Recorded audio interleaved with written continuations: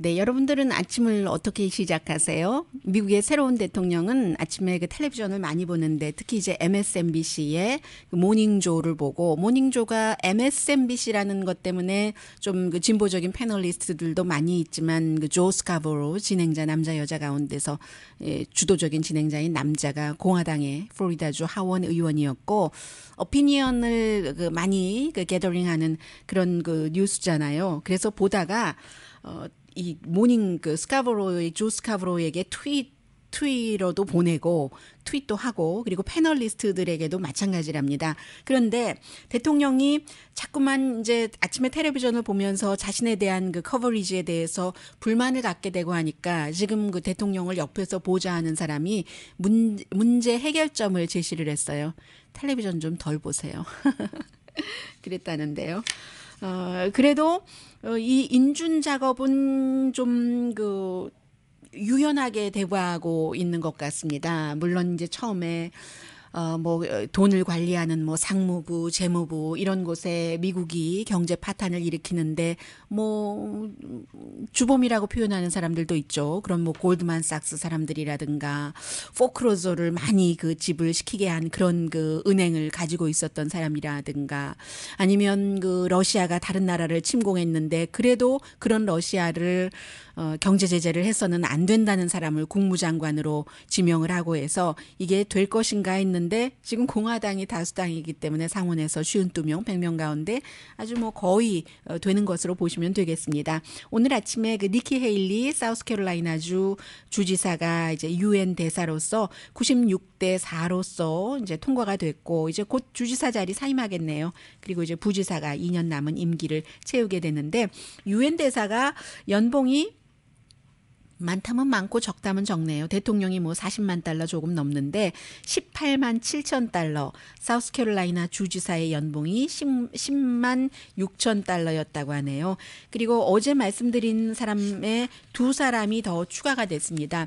사실은 가장 그 중요한 인물이라고도 말씀드릴 수 있겠죠. 연방 대법관 자리에 지금 3명이 올랐는데 이제 덴버의 그 연방 그 항소법원 판사 닐 M 그 골서치 어제 말씀드렸고 나머지 두 사람도 전부 연방 항소법원 판사예요. 한 사람은 아틀란타의 윌리엄 H 프리어 주니어 그리고 또 다른 사람은 필라델피아의 토마스 M 그 하디먼 연방 항소법원 판사인데 세 사람 전부 법 원칙에 충실한 그 법 형식주의를 따르고 그리고 이제 그 낙태라든가 안락사에 대해서도 굉장히 보수적인 사람입니다. 다음 주에 아마 그 대법원 그 대법관 지명자에 대해서 발표를 할 것이라고 하고 민주주의는 해코드를 이미 손에 쥐고 있어요. 트럼프 대통령이 해서 의회의 승인 없이는 그 해코드에 손을 대지 못하도록 하는 법안을 매사추세츠의 민주당 의원 상원 의원입니다. 에드 마키 그리고 역시 그 캘리포니아주의 하원 의원 테드 리우 의원이 두 사람이 공동 발의를 했는데 지금은 이제 대통령이 이제 선제 공격을 할 수 있으니까요. 그것을 못하도록 그만큼 이제 위험하다라고 주장을 하고 있는 것이고요. 어제 주정 연설을 했습니다. 이제 캘리포니아의 제리 브라운 주지사가 캘리포니아주가 사실은 연방과 많은 것에 지금 반대를 하면서 그래서 그 분리가 돼야지 된다라고 생각하는 사람이 세 사람 가운데 한 사람인데도 불구하고 제리 브라운 주지사의 평소에 그 진보 성향치고는 트럼프 대통령을 별로 아주 그 과격하게 욕하지는 않습니다. 그런데도 불구하고 기후변화에 있어서만은 연방정부와 싸울 것이라고 어제 분명하게 밝혔거든요. 캘리포니아주에 과학자도 있고 변호사도 있습니다. 싸울 준비를 다 하고 있습니다. 방어하고 있습니다. 그 에릭 홀더 전 연방 법무장관까지 하이어를 했잖아요.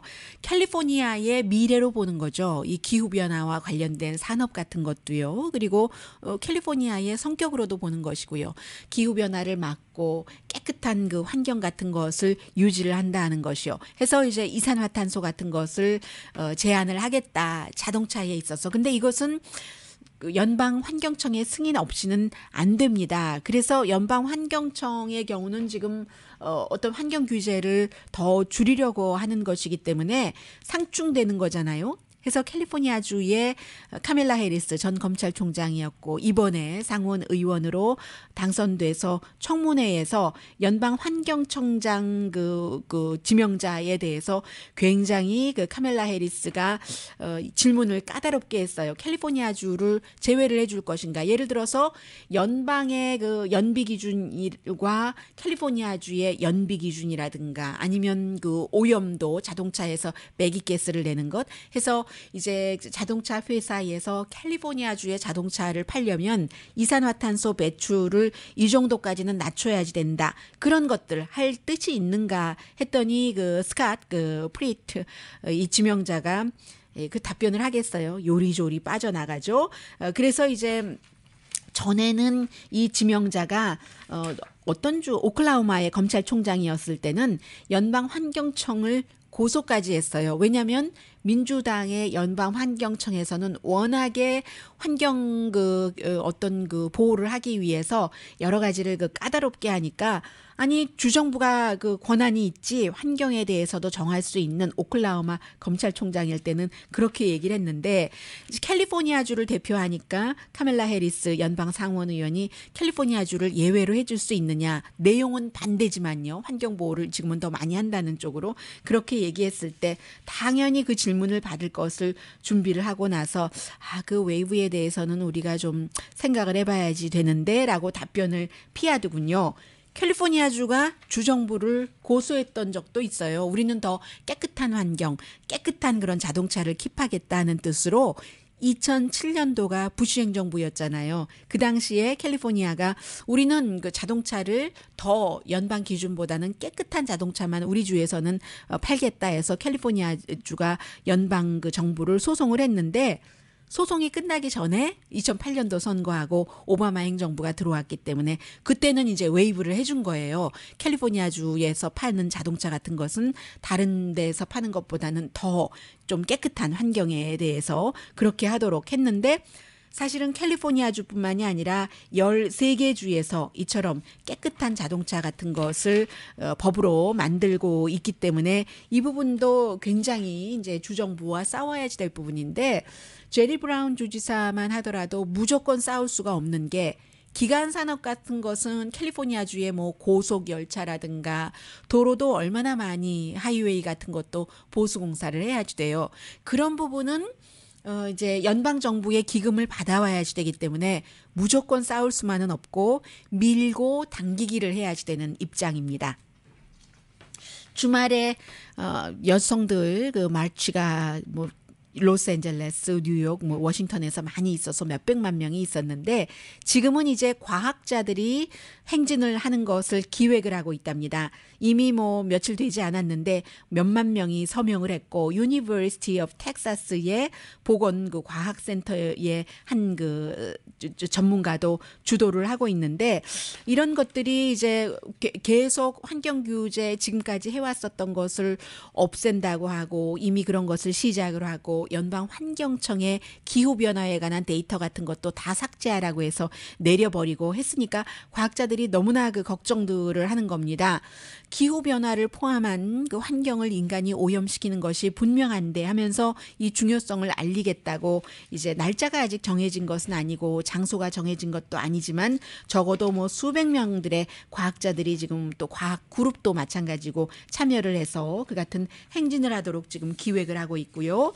오늘 아침에 어제였군요. 연방 하원에서는 연방 기금으로는 낙태 보조를 할 수 없도록 하는 안이 238대 183으로 통과가 됐습니다. 그래서 이제 상원에서까지 통과가 된다면 뭐 납세자들의 세금으로 낙태를 지원할 수는 없다는 게 건데 민주당에서는 굉장히 걱정을 하죠. 왜냐하면 저소득층 여성의 경우는 메디케이드 프로그램으로 이제 건강보험 커버가 되는데 어떤 경우는 낙태를 할 수밖에 없는 그런 경우도 있고 하기 때문에 이제 이런 것들이 통과가 되면 굉장히 걱정인데 상원에서는 60표가 필요하기 때문에 글쎄요 어떻게 될지는 잘 모르겠습니다.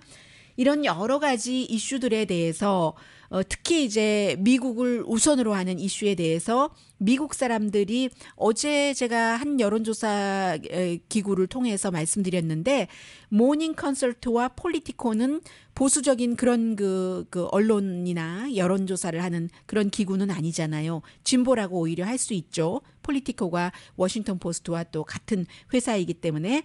그런데 미국 사람들이 미국 우선이다 하는 그런 주장이요. 미국 우선으로 해서 일자리를 만든다 하는 트럼프 대통령의 주장에 대해서 49%가 좋아하고 44%가 반대를 한다는 겁니다. 그러나 이제 그 트럼프 대통령의 그 자체에 대한 호감도는 아직도 낮아서 46%가 호감이라고 했고 48%가 불호감이라고 했고요. 이에 비해서 미국에서는 지지율이 굉장히 낮은 상황에서 대통령 업무를 시작을 했는데 러시아 사람들은요. 트럼프가 좋은 대통령이 못 될 것이다 라고 답한 사람은 4%밖에 되지 않고 대부분의 러시아 사람들은 70% 이상이 뭐 경쟁력이 있다고 생각을 하고 40% 정도는 트럼프 대통령에게 큰 기대를 한다고 생각을 한답니다. 이 모스코 타임즈가 보도를 한 내용이에요. 그리고 이제 이것도 오바마 대통령 때와는 반대예요. 오바마 대통령은 러시아에 대해서 어떠한 경제 제재를 하고 러시아가 하는 일에 대해서 옆에 나라를 침공하지 말라고 하고 하는데 이제 트럼프 대통령 경우는 뭐 다른 나라 것은 별로 상관하지 않고 일단은 오로지 그 미국 우선주의 같은 것 그것도 이제 돈과 연관된 것을 하는 사람이잖아요. 대부분의 러시아 사람들은 오바마가 대통령이었을 때 81%가 오바마라는 미국 대통령에 대해서 부정적인 시각을 갖고 있었습니다. 그러니까 이제 세계에서나 미국 내에서나 그 트럼프 대통령에 대한 시각은 양쪽으로 그 나뉘는 것 같아요.